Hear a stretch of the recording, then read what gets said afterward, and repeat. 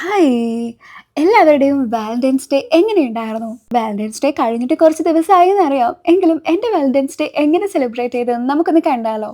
ഇത്തവണത്തെ Valentine's day കപ്പിളായിട്ടല്ല, couples ആയിട്ടായിരുന്നു കേട്ടോ ഞങ്ങൾ സെലിബ്രേറ്റ് ചെയ്തിട്ടുണ്ടായിരുന്നത്.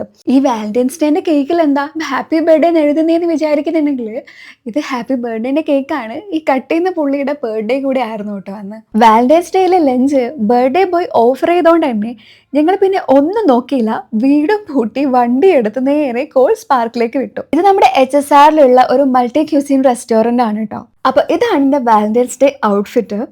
വാലന്റൈൻസ് ഡേ ആയതുകൊണ്ട് തന്നെ ഫുൾ നല്ല ഹേർട്ട് ഷേപ്പുള്ള ബലൂൺസ് കൊണ്ട് നിറച്ചിട്ടുണ്ടായിരുന്നു കേട്ടോ റെസ്റ്റോറൻറ്റ് മുഴുവൻ.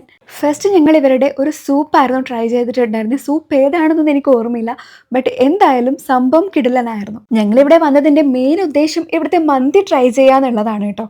കാരണം ഇവിടുത്തെ മന്തിനെ പറ്റി ഒരുപാട് കേട്ടിട്ടുണ്ടെങ്കിലും ഫസ്റ്റ് ടൈം ആയിരുന്നു ഞങ്ങൾ ഇവിടെ വന്ന് ട്രൈ ചെയ്യുന്നത്.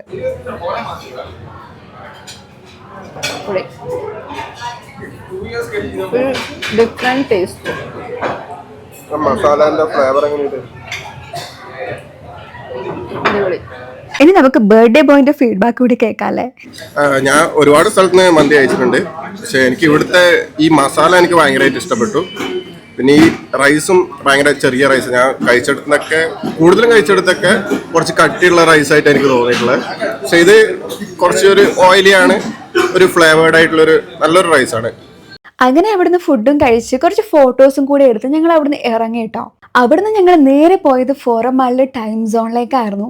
അതിനു മുമ്പ് ഞങ്ങൾ കുറച്ച് പൂൾ ഗെയിമും കളിച്ചിട്ടുണ്ടായിരുന്നു. അങ്ങനെ ഇവിടുന്ന് 1-2 ഗെയിംസും കൂടി കഴിച്ച് ഞങ്ങൾ നേരെ റൂമിലേക്ക് വിട്ടു. അപ്പോൾ അത്രയ്ക്കുള്ള നമ്മുടെ ഇന്നത്തെ വീഡിയോ. നെക്സ്റ്റ് ആയിട്ട് കാണുന്നവരേക്കും ബൈ.